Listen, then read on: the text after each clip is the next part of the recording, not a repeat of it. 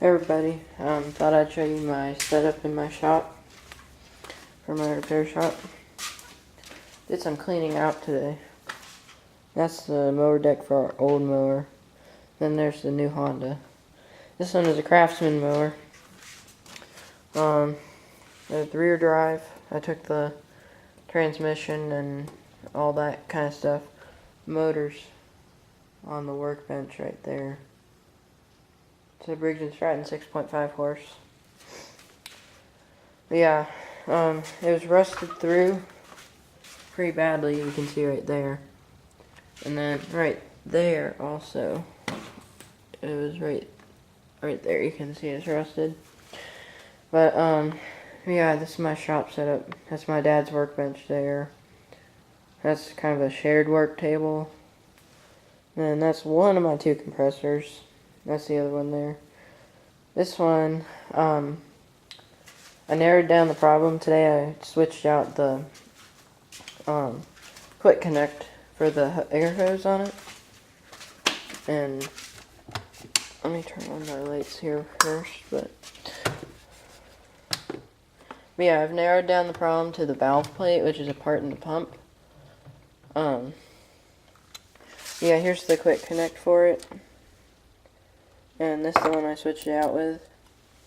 So I tried the other one, and it's not that because it still didn't pump up any, it didn't compress any air in the tanks. So I've narrowed it down to the valve plate because the person who gave it to me said she only had it for like 8 months. This was for her frame shop. So, but yeah, she only had it for like 8 months, and it wasn't running like constantly. So I don't think it's the rings, because I don't want to spend $60 or like $70 or $80 for rings that I don't need on it. But yeah, and then you can see the handle on that drain plug there was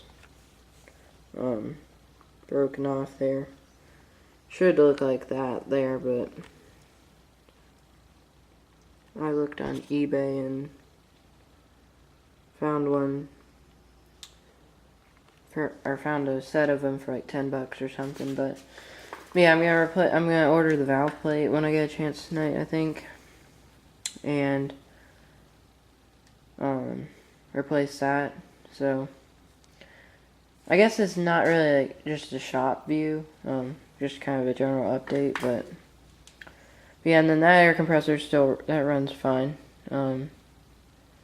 My great-grandfather gave that to me, or gave that to my dad, and then since my dad doesn't use it except for his DeWalt nail gun, so I use it for the air tool, or for the blow gun and air, or the tire inflator and stuff like that. But the drain plug's rusted shut, so I'm gonna have to put a new drain on it. I'm gonna put like a ball valve or something.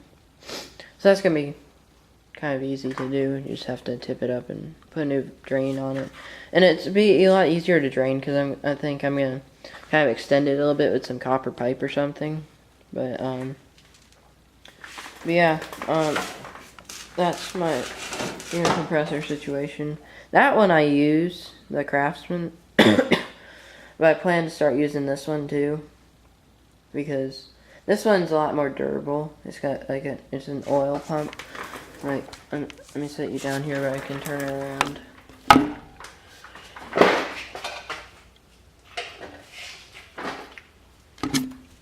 But yeah, you can see it's an oil pump down there. And the only thing is, the dipstick for some reason just sprays oil everywhere. I don't know why, but yeah, there's like a hole in the middle. It's supposed to be there. It's the vent for the crankcase, because if you have too much air or too much pressure in the crankcase, you're gonna blow the head or the head gasket or something along those lines.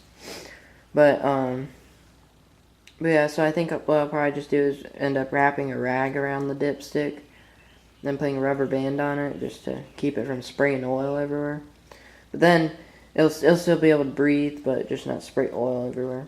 But yeah, that's pretty much my compressor situation. Yeah, let me move this back over here. This thing is really heavy too. It weighs probably 50 or 60 pounds because it's got those the cast iron tanks on it. By the way, this is a Hitachi EC89 air compressor. But yeah, it's a really nice air compressor if it was working. I mean, it runs and stuff, it just doesn't compress any air, so. Yeah, I have to work on that when I get a chance. I have that chainsaw still. Oh, and I've determined the problem on that. It just needs, I found that it gets really strong spark when you before you even start it like, when I just let it work on it for a little while, then let it sit for a day or so. But like, before I even start it, the next day I work on it, it has really strong spark. But then after I've had it running a few times, then it just sputters and dies. It has really weak spark. So I'm gonna go to a saw shop here in Gainesville and get a new coil for it. So yeah, that's pretty much what I'm doing on that. I'm hoping they'll fix it so that I can get that out of here, because one of my other friends has one of my mom's friends, her husband has a coworker that has a chainsaw that needs to be fixed.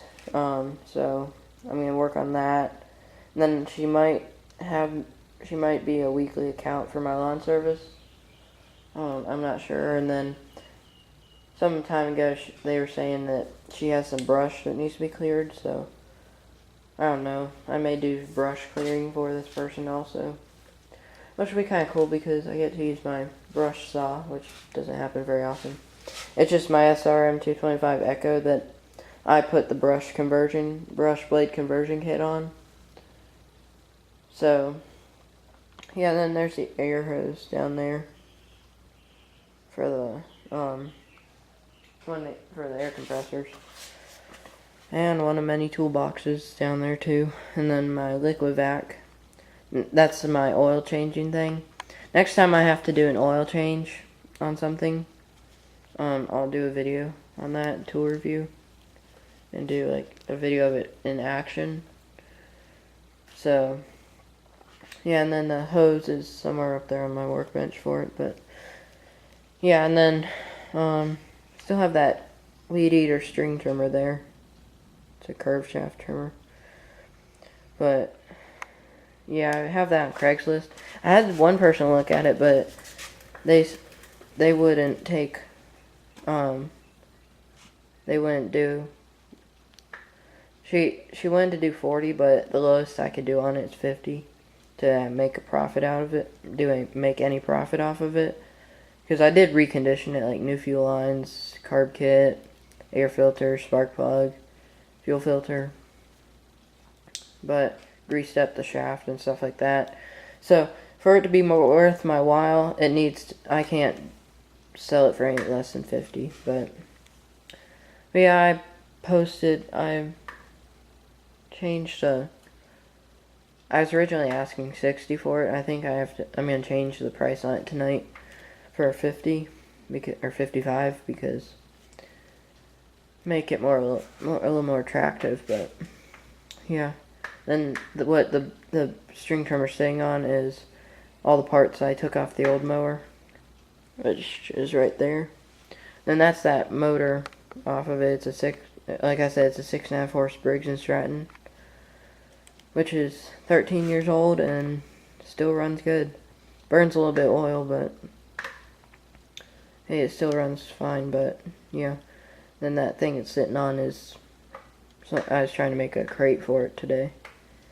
Then we went down to our neighborhood pool and I never finished it.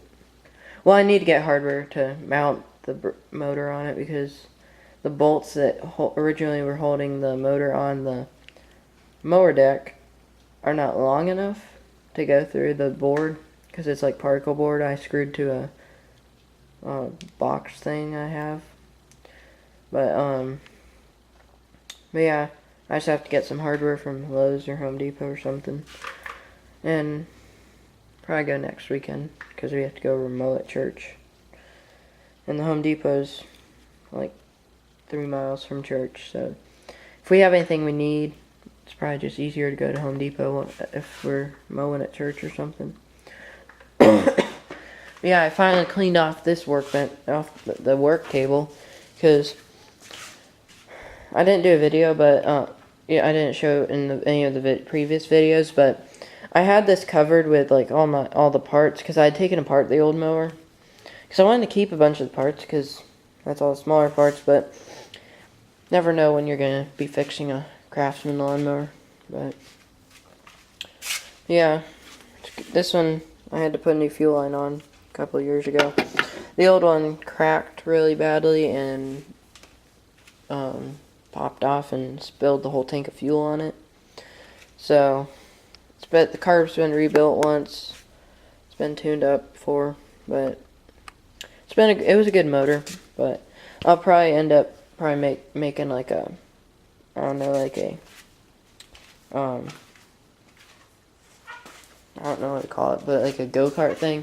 I was looking on Craigslist or on eBay, but for like a lawn tractor transaxle, because I could, if I found like a go-kart frame or something, I could put a lawn tractor transaxle and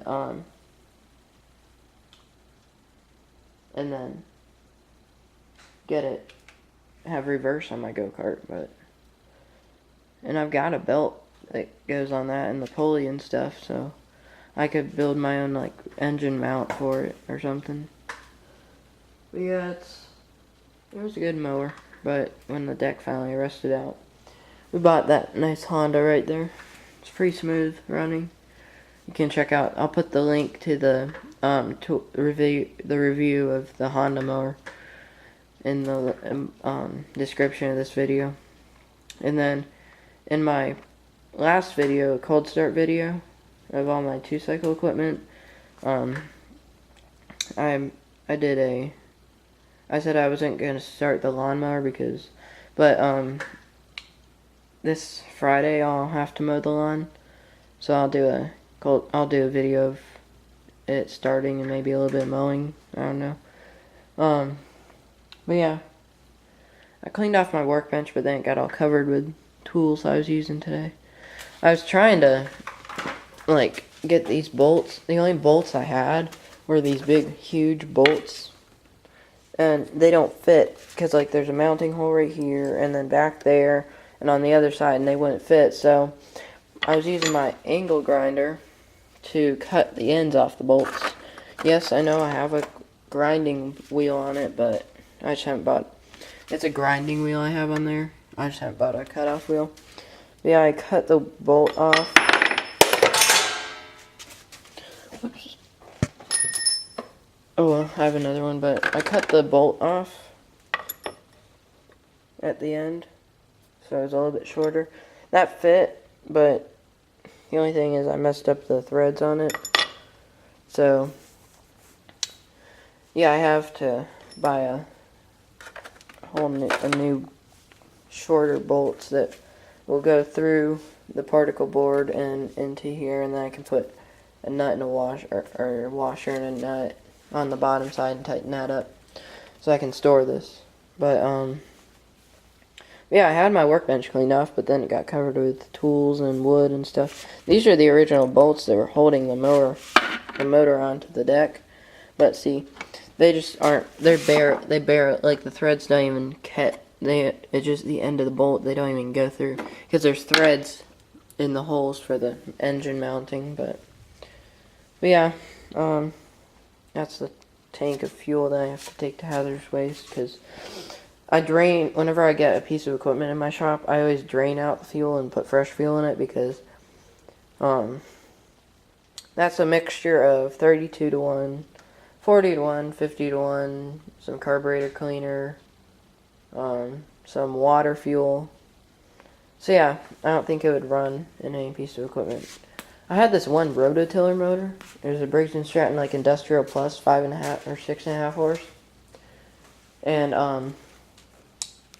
the fuel tank was full of water because the person stored it outside in the rain on the side of their house, which made no sense to me. So I drained out like a gallon of water out of this thing, and it had been sitting so long with water in the carburetor that the carburetor had algae growing in it. So that was kind of interesting.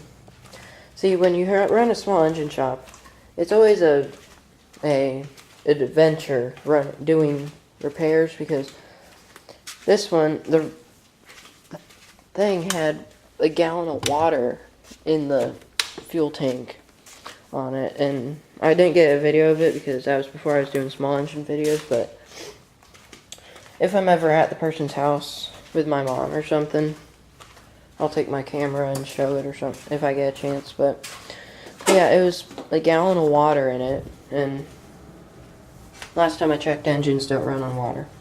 So anyways, just a little update of what's in my shop. As always, comment, rate, subscribe, and I will be doing small engine video of questions.